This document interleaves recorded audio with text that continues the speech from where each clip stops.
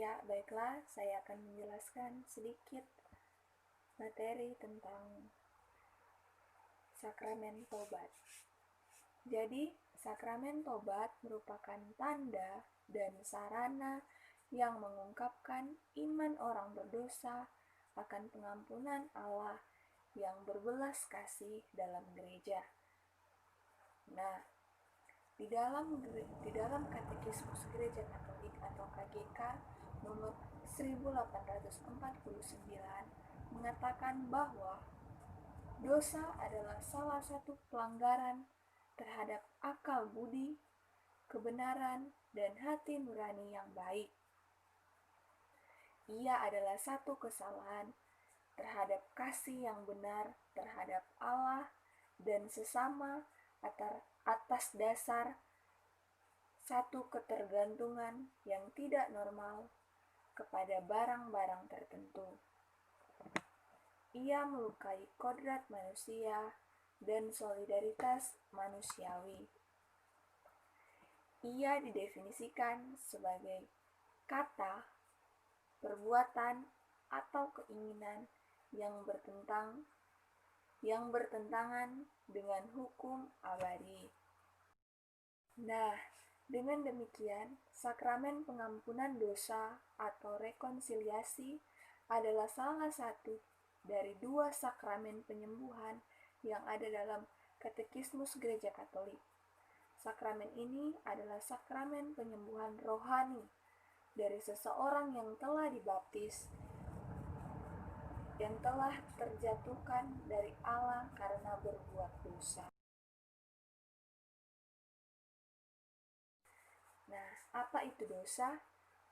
Dosa adalah perbuatan melawan cinta kasih Tuhan dan sesama.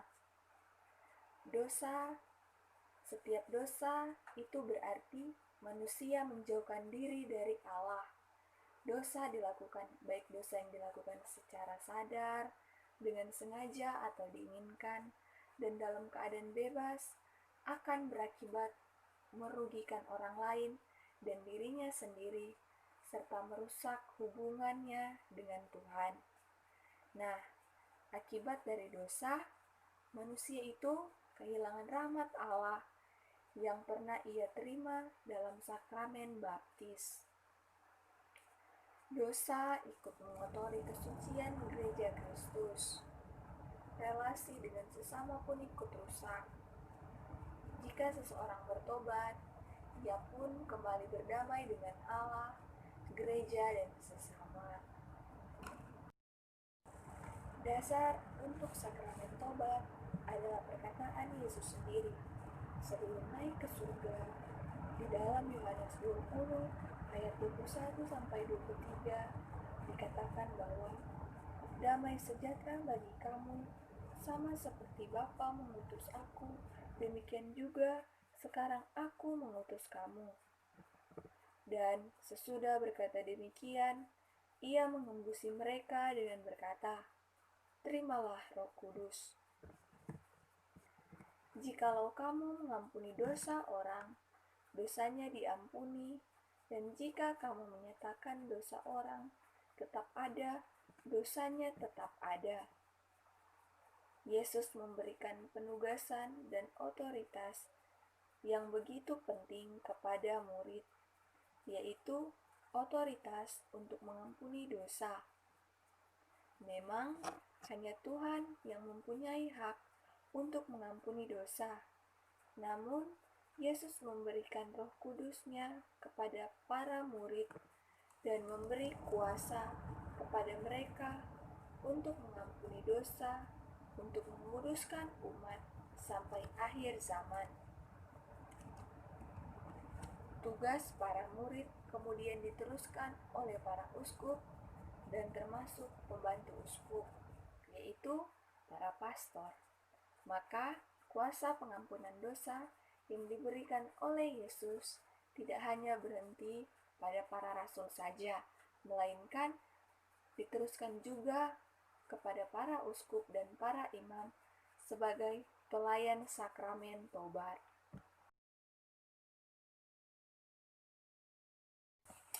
Sakramen tobat memiliki makna perdamaian, yaitu mendamaikan manusia dengan Allah sehingga manusia hidup dalam rahmat, mendamaikan hubungan umat dan gereja sehingga menciptakan satu kebersamaan pada keseluruhan komunitas umat beriman, mendamaikan dengan semua makhluk dan alam, sehingga melahirkan kesadaran dan sikap ramah kepada lingkungan. Yang berikutnya, penitensi atau denda dosa. Kita harus melakukan tindakan atau laku tobat untuk memulai hidup baru dalam bentuk doa, mati raga, atau karya amal. Penitensi ini didasarkan atas keyakinan bahwa semakin besar dosa kita yang diampuni, semakin besar juga kemurahan Allah yang akan kita terima. Lalu yang berikutnya ada absolusi atau pengampunan dosa. Kita menerima pengampunan Allah melalui sakramen tobat dan sekaligus menjadi tindakan gereja menerima seorang pendosa untuk kembali menjadi anggota komunitas.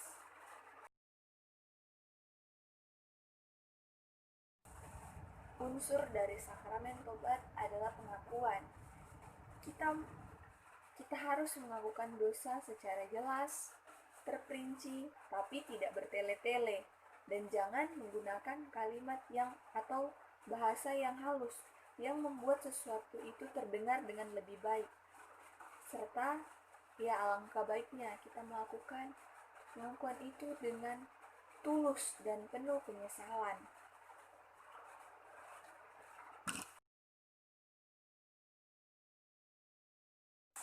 Jadi, langkah-langkah pertobatan seseorang ada 5. Yang pertama, menyadari atau mengakui segala dosa yang telah kita lakukan, yang melawan cinta kasih Tuhan atau sesama. Yang kedua, menyesali akan segala dosa yang telah kita lakukan, baik secara sengaja maupun tidak sengaja, yang kita sadari maupun yang tidak kita sadari.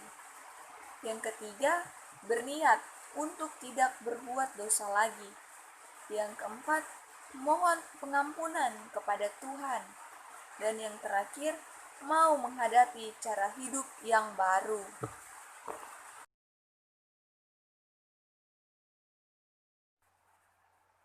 Nah, di sini gereja melalui mereka yang memiliki kuasa para rasul menjadi saluran rahmat pengampunan dan pendamaian Allah dalam sakramen pengakuan dosa atau sakramen tobat.